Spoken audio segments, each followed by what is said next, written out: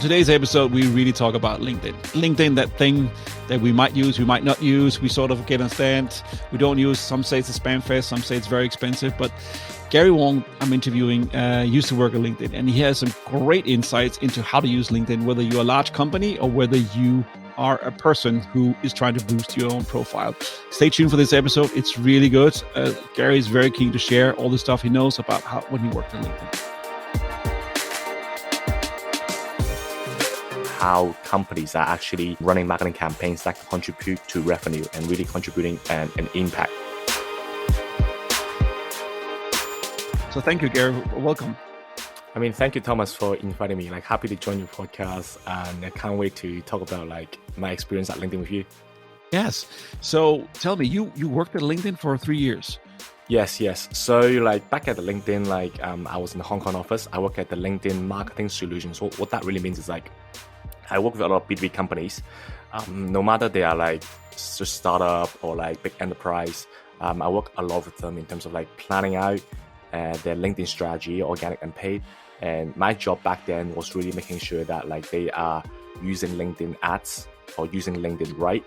And then in order to achieve their objectives, as in sometimes it's awareness, sometimes branding, sometimes lead gen, trying to get leads, registration to webinars and things like that, trying to help make sure that they utilize LinkedIn as much as they can with their budget and really see an impact from it. So that was sort of what I was doing, managing a lot of B2B clients for their LinkedIn campaigns, suggestions on campaigns, targeting, help them plan the strategy, full funnel strategy, etc. Okay. And what did you learn at LinkedIn that you're now helping businesses? What is the biggest thing that you have taken away from working at LinkedIn?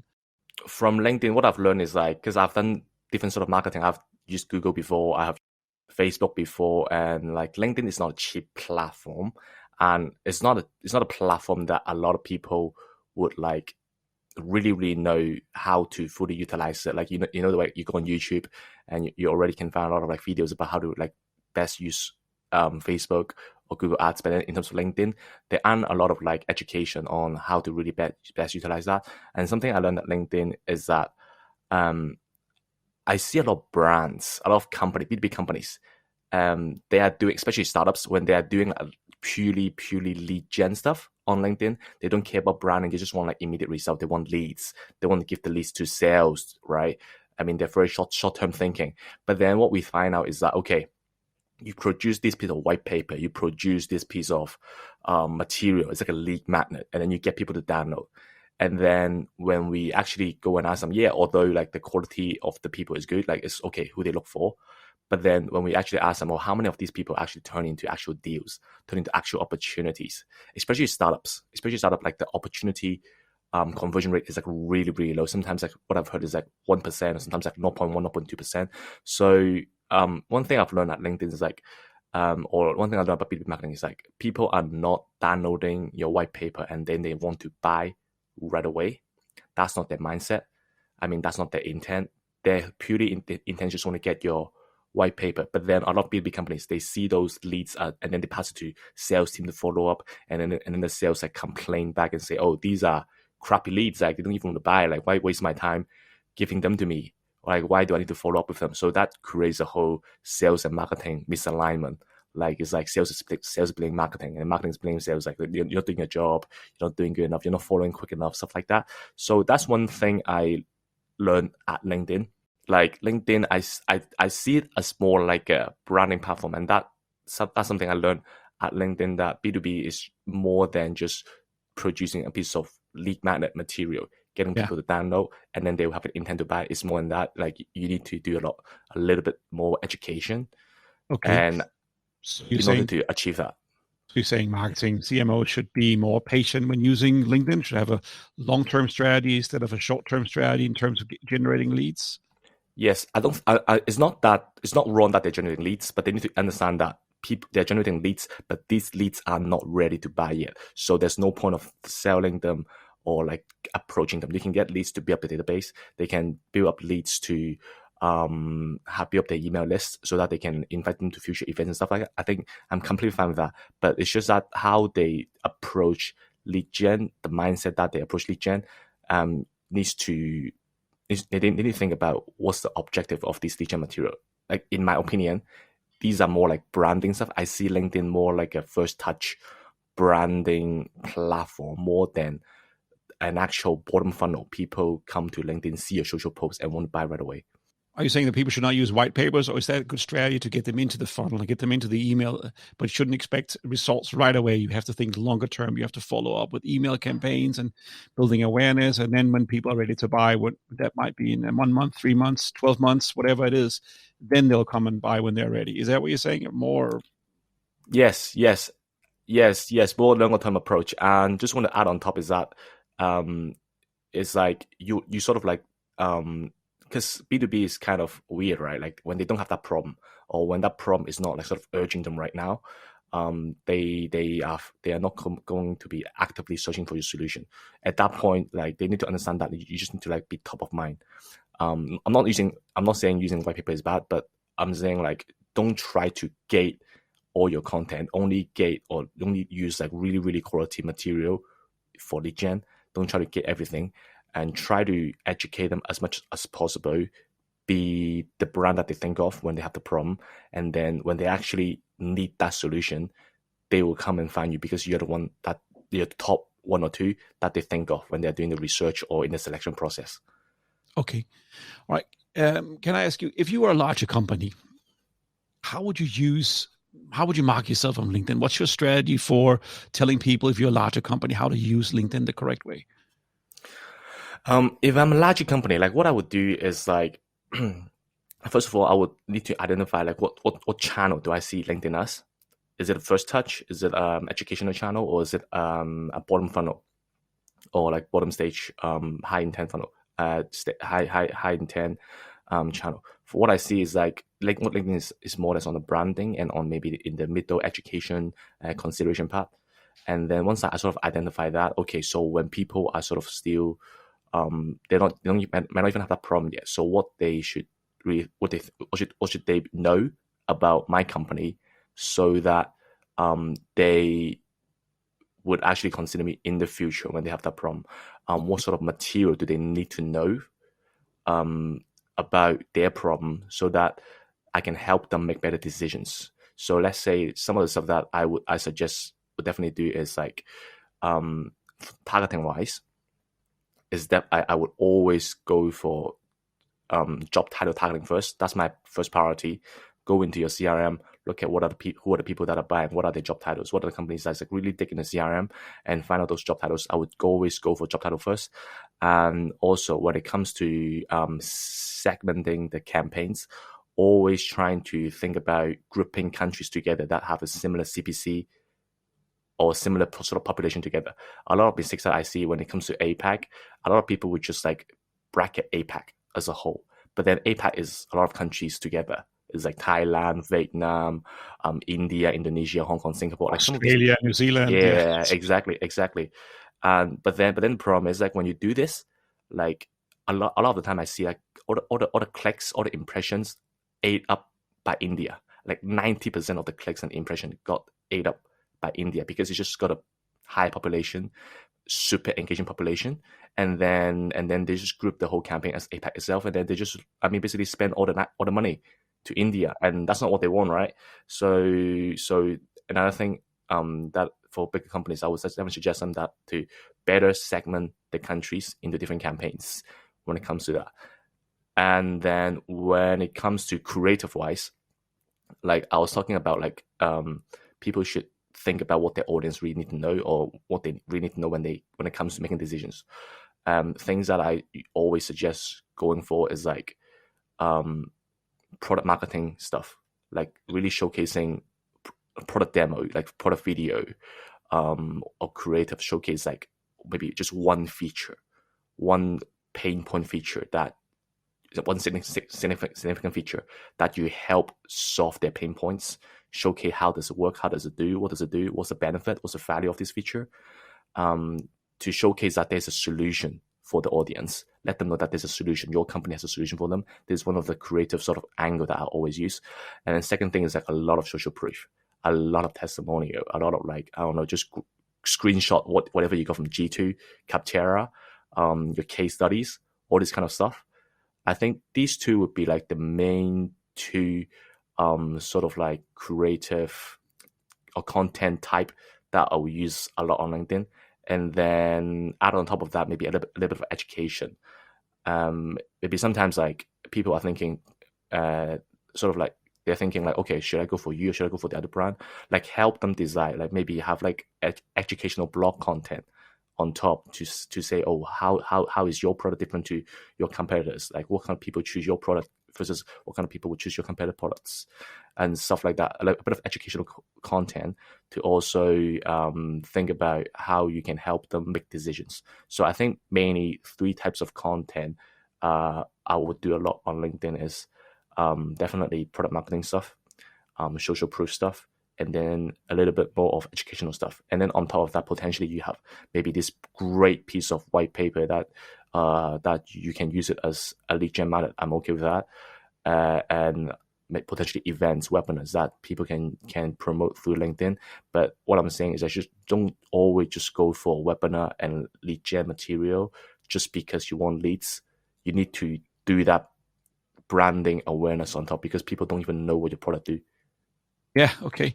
So some of the criticism of LinkedIn is that, you said it before, it's very expensive. It is expensive, some of the other platforms. And also, if you are on LinkedIn, which I presume most people listening to this podcast are, you also know it's a bit of a spam fest, right? I mean, you get lots of in-mails. You get a lot of constantly somebody trying to contact you and sell you stuff. So it's a little bit of a pitch fest that's going on all the time. What do you say to those people who feel like that about LinkedIn? I think for those people, I mean, like before LinkedIn comes out, like people didn't really have a way to reach out to professional people. They might just buy a bunch of email lists from somewhere. They just buy a bunch of numbers, I don't know, Zoom info or something like that.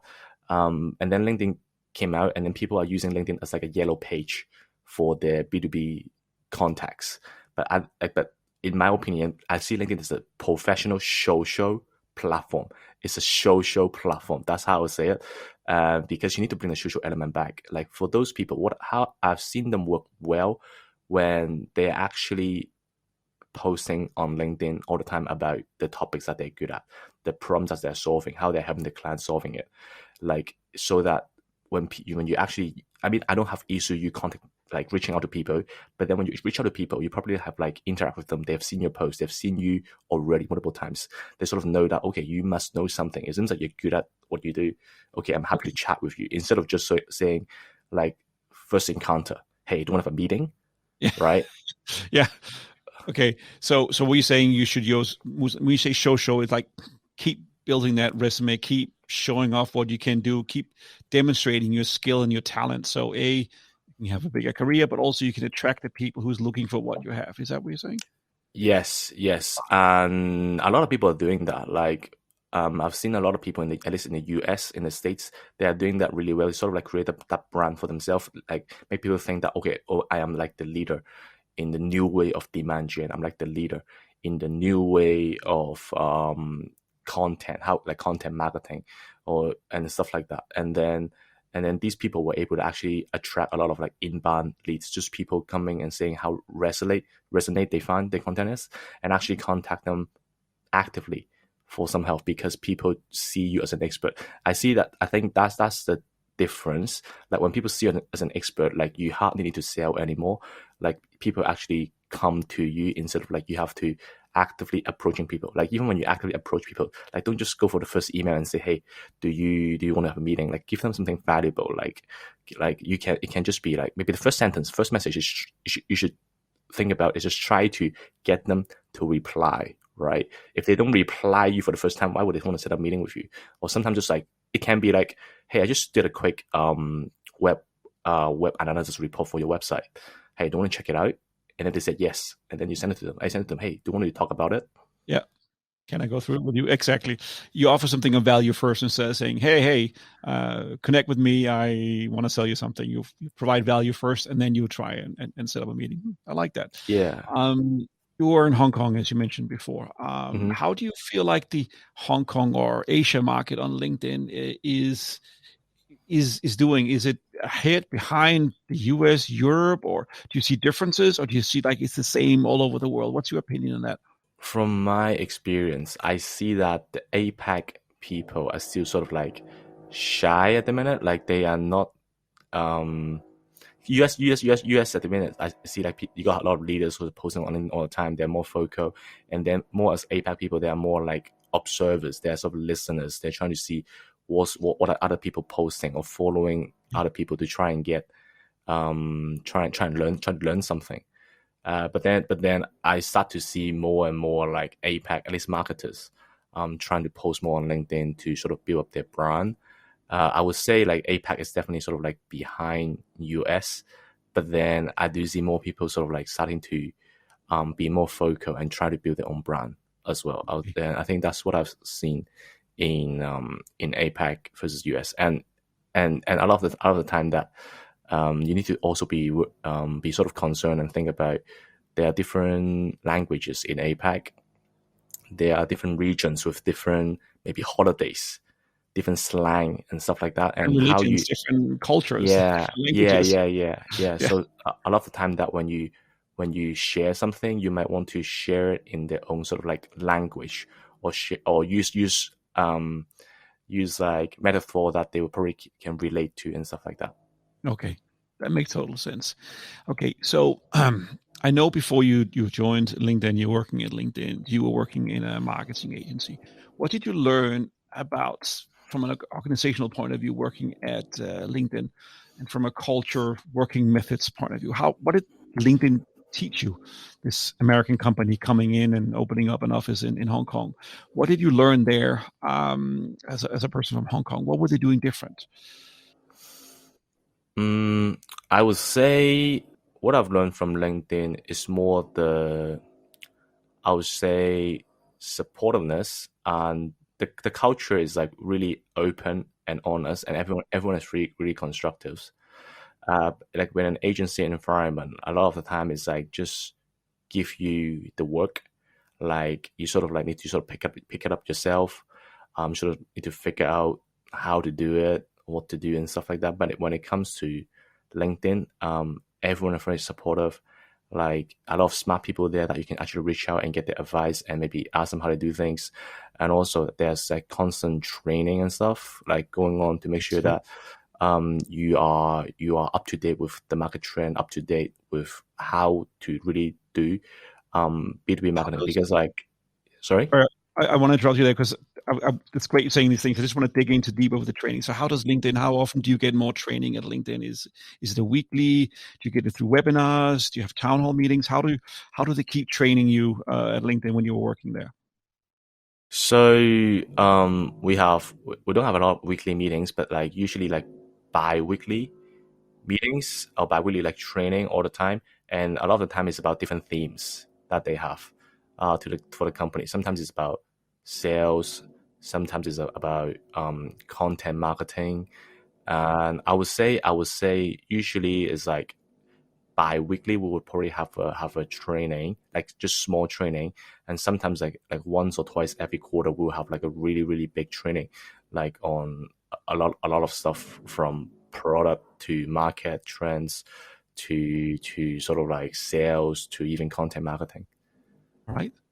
And you've worked in other offices, of course, in Hong Kong. How was it different to work in those offices and working in LinkedIn?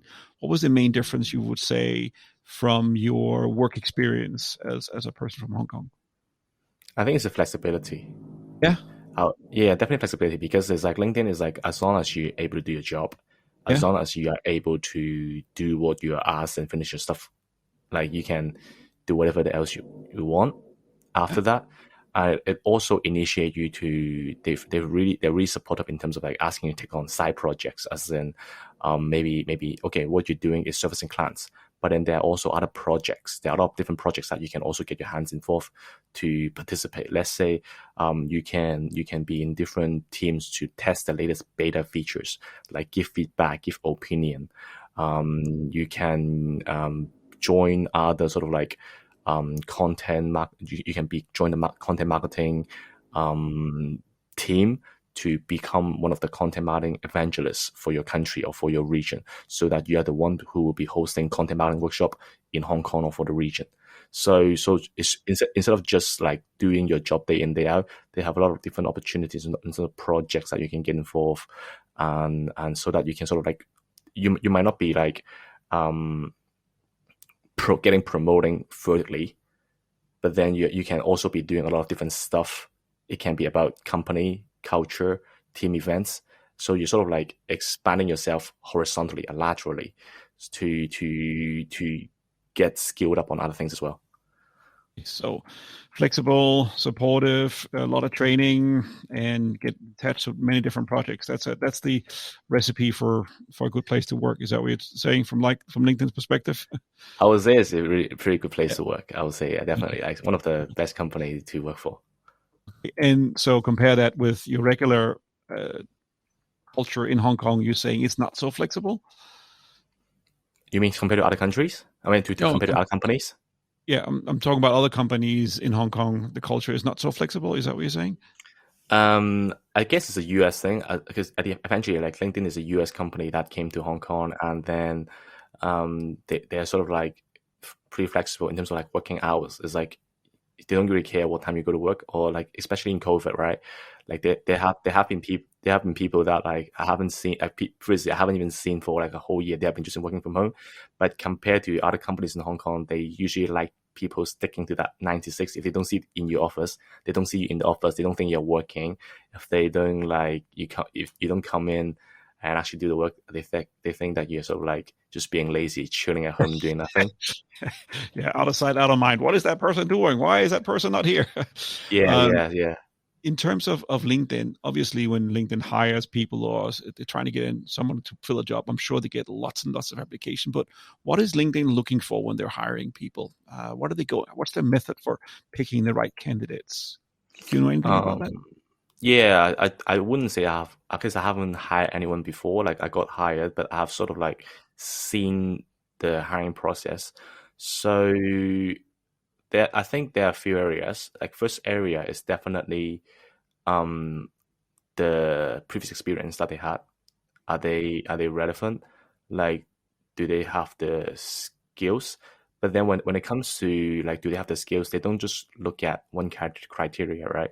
Sometimes they will look at, okay, maybe let's say, I'm just giving you an example. Let's say we're hiring someone who would be looking after the tech industry in Hong Kong for marketing space. Okay, so something that they will look for. Okay, has he or she been working with tech clients before, looking after tech clients before, or do they know about tech? And then the second thing is like, have they have similar experience in terms of like account management, sales or whatever? And then the third thing maybe they will look at, or has he or she have any experience in like ads or digital media and things like that, right? So it's not like they're trying to fill all three aspect. Like what they are okay if someone who is like have two aspect and they can coach one, or sort of like get him or her up to speed with just one area. So in terms of skills wise, sometimes like they have this very clear mindset, like who they want to hire. Like, do they have maybe these three stuffs that I want? Maybe they have two, then we can develop another one. And then also, and then on the other side, sort of they have a very strong emphasis on the culture. Is this someone that we are happy to work with? Is he or she like would fit in the culture, like honest, constructive, and helpful and fun? Someone also fun to work with. That is important. I mean, you spend a lot of time together. If somebody is not fun or boring or rude or arrogant, then that doesn't fit in. Okay. Yeah, exactly. So and because the fun part is really important, because that sort of like set the whole culture of the company, set the whole culture of the office. Like people, because like-minded individual attracted like-minded people, right? Like so that's why you want the office to have a good vibe. Everyone's happy working together and stuff like that. So I think that's what they look at all the time. So it's not just the skills. Maybe the skills can develop can separate it into 3 to 4 elements, and then if they fit most of them, they can develop 1 or 2. And then also the culture side is super important. Is he someone that we're happy to work with? Because as you said, we see our colleagues sometimes more than our families. Do We do too much. So, in terms of the structure on LinkedIn, and this is the last question I have about LinkedIn working there, is it a flat organization, or is it a very direct with leaders, or how does it, from an organizational point of view, how did it feel like working there for those 3 years you were there? I would say we still have that hierarchy. Like we have reporting lines, and then like usually the HQ is in Singapore. So usually the HQ will have a lot of say in terms of the go-to-market strategy, or what's the priorities for the next 3 months, 6 months, and like what each person, like what kind of companies each person is looking and stuff like that. But then although it's like we still got that sort of HQ in Singapore, and they have almost like a say, or they decide a lot of stuff in Singapore. But then I think it's still pretty transparent. Like we always have like session that we can go back to them and just talk about our challenges. Where do we need support in? Where do we think it's not good enough? Where do we think there are areas that we can further improve, or we need help in Hong Kong. So I would say it's very transparent, although it's like we still have the hierarchy thing, but then there's like constant meetings that we would go in, and they would ask us like the on the ground challenges that we have, so that they can sort of like rethink their strategy and things like that. So it's not like just one way, always one way, them telling us what to do, but a lot of the time it's like us telling them what needs to be done as well. Okay, that makes total sense. Now, glad you are on this podcast, but you run your own podcast, which is called APAC Business to Business Revenue Marketing. Is that the name of the podcast? Yes, APAC B2b Revenue Marketing. So this is a podcast that I sort of like just launched in August, and this is the one that I sort of like talk to a lot of different marketing leaders, or just me talking about LinkedIn, in terms of like how companies are actually running marketing campaigns that contribute to revenue, and really contributing an impact to the business, instead of like focusing on lead gen. I'll make sure we put a link in the show notes to your podcast if people want to check that out with Gary, that they can go there and listen to more of what you're talking about. So you also run a company called the In Academy. And Yes, yes. you help clients navigate, understand how to use LinkedIn. What are the biggest misunderstandings about LinkedIn you find from the people you work with, your clients?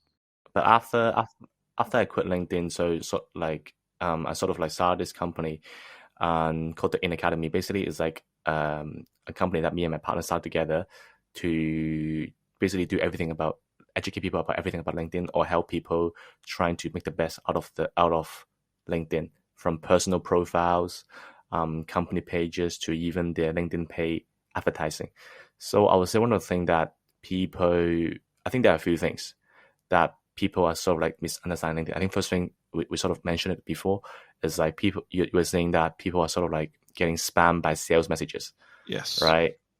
Yes. And so one thing we're trying to educate people is that LinkedIn is a social media platform. It's on Yellow Page. What you should be doing there is like you need to build your expertise, build your personal brand, let people know that you're the expert, so that like you can when you approach people and people approach you, and you have a higher chance of actually continuing the conversation, or you can actually have a higher chance in having an actual call, instead of always just call message. Okay. So that's one thing that I think people just see LinkedIn as a sales tool instead of a social platform. Need to bring the social back into the platform. And then the second thing is B2b marketing. And yeah, again, we sort of mentioned it slightly before, like a lot of companies just doing purely lead gen stuff. And so one of the things that I'm trying to do is like show them that, okay, LinkedIn is actually, lead gen doesn't actually work that well, especially when you are like a startups, when your name is not known. Even people download your white paper, they don't want to buy. So instead, you should do something else, which is like showing people what problems you're solving, showing people the social proof, social case, and trying to help show them and map them the attribution journey for the customers, and sort of like trying to identify, or people actually see LinkedIn as a first touch channel, and then how they would convert, or how they would come in is like, okay, they potentially go to Google, go to your SEM, they come in to your website directly, and then they would ask for a demo and talk to your sales when they're ready to, trying to educate them. That case, like people don't see social posts and convert and ask for a demo right away when they see your paid social stuff, even on Facebook. Before we round off this podcast, Gary, a couple of tips can you say on how to people to improve their personal profile? You talk about the show. What recommendations do you have for people? I think personal profile on LinkedIn is definitely a very powerful tool. Like, because the organic reach on LinkedIn is for personal profile is actually pretty crazy. Like, in comparatively, you know the way Facebook nowadays, like if you post something with a company page, I mean, their algo is just so bad right now. Like you hardly get any sort of like reach or impression from your company page when you post on Facebook. But then on LinkedIn, if you post something on behalf of your personal profile, like if you do it right, you can get like thousands, millions of views and reach from your post. Like even for me, I didn't even have a lot of followers or connections. I only got like 3K, 3.6, 3.7K, something like that. But then some of my posts can actually get up to like 15, 20,000 impressions in reach. Really? Wow. Yes. What's the strategy behind that? How do we get to 15, 20,000? So one thing is like, one thing is about like the content. First of all, the content that you're posting, is it resonating? Is it like really talking about pinpoint? People really like, really interested in your topic? And then really think about your audience pinpoint, what they want to hear, what they want to listen. And do you have that audience in your connection? Because sometimes like when people start to build a personal brand, or let's say they're targeting, I want to target HR professionals, IT developers. And then I ask them, okay, in your connections, how many of them are actually HR professionals? How many of them are actually IT developers?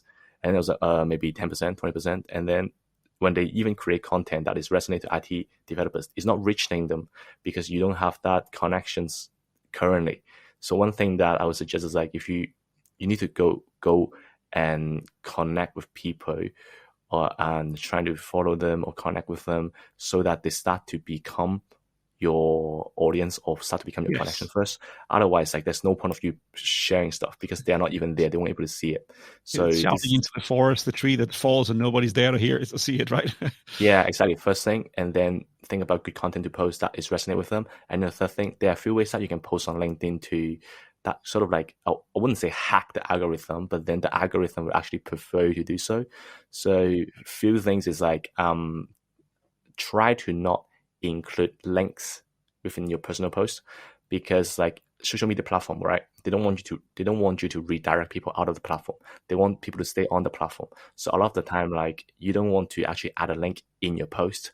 A lot of people just like write text posts or image posts, and then what they do after is like, hey, if you want to know more about it, like our blog is in the comment. They put the link in the comment section. So that's one thing they do all the time. So the algorithm for LinkedIn prefers content that makes people stay on LinkedIn. If you have content that's linking them out, they will down prioritize that to content that's okay, you stay here. Makes sense. Yes. So that's the first thing. And then second thing is like write short, choppy sentences. Like don't write a huge paragraph, because especially in mobile, when you scroll through, like it's just hard to see, right? That's why a lot of people at the minute, what they're doing is like very like short, choppy sentences, like one line. It's very clear, so people can actually follow you or follow your flow right away, instead of like having like a big long paragraph and then people just don't want to read it. So that's the second thing. And I give you one more is that. Okay, thank you. I give you one more is that try to trigger people to comment on your post. As I said, LinkedIn loves engagement because people commenting, you commenting back, and then you just bring people back to the platform. They love that. So let's say you do the post, and then within the first or 2 hours, you get a lot of people commenting on your post, and then that is what start to get the engine going, and then start to get more people, reach more people. So commenting is actually king on LinkedIn. Okay. That was 3 amazing good tips. So please write them down, everyone, if you want to have a better, reach more people and have a stronger profile on LinkedIn. Thank you so much, Gary. That was very kind of you to share that with us. No problem, Thomas. Like glad to be helpful. Oh, thank you so much. I want to thank you for being on the podcast here. And yeah, we'll put all the links in show notes for your podcast and also for your In Academy. If people want to contact you, learn more how to work with you on LinkedIn. And I just want to thank you for being on the podcast. Sounds good. Thank you for inviting me. I mean, had a good time. Thank you. Thank you. Thank you. Have a good day. As regular listeners or viewers of Memorable Marketing by MediaGroup knows, we have Zane, our producer, who is in the background making sure we sound good and look somewhat good. And I always bring him in at the end of every episode after the interview just to get his perspective. And Zane, what do you think about the topic today? This one was really interesting. I really connect with the idea of making LinkedIn a social platform more so than it is a lead generating platform, because I think that is what it started out as, and I think that's what the valuable tool is, and obviously that's what they want to try and generate. But yeah, the way that you were speaking about how to demonstrate through personal posts your worth as a business and as demonstrating your resume, like I'm doing this, and I did this, and I met with this person, that makes it easier for people to reach out to you rather than having to chase people for leads and whatever. So definitely it kind of putting LinkedIn at very much the top of the funnel rather than the mid tunnel. Exactly. Yeah, mid funnel where people kind of use it at the moment. I like what Gary said, so you, first of all, that idea of you were speaking to software developers, but you're 10% of the people you have in there, you are mismatching your message, right? Yes, you got to get more people in. Once you have enough people in, then they can drive and generate more awareness for you. So you got to connect with them first, which is what LinkedIn is all about, connecting. So and absolutely, like that. This is what business networking is, but in more of a social network platform. Absolutely. So ideally, like there is synergy there that we just kind of seem to be missing for whatever reason as people.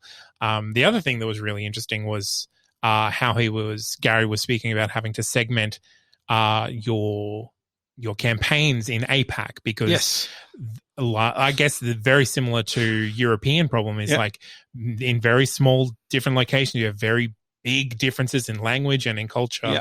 So you really have to be mindful of who you're targeting and what you're targeting them with, the content and the methodology. Yes. I thought that was really interesting. But I also like that at the end he gave those advice on your own profile about the no links. Don't send people away from LinkedIn. If you want to put the link in, put it in the comments so that your main content stays up, and also not this long paragraph, just small short sentences sticking to the point. And engage and communicate. And the more you do that, LinkedIn's algorithm loves that and kicks up and want to spread it to more people. So those are some great tips. Yeah, honestly, it was super interesting the whole way through, and something that everyone can really kind of do something with their LinkedIn profile from. Exactly. Yeah. So thank you, Zane. You're welcome. It's always a pleasure having you in.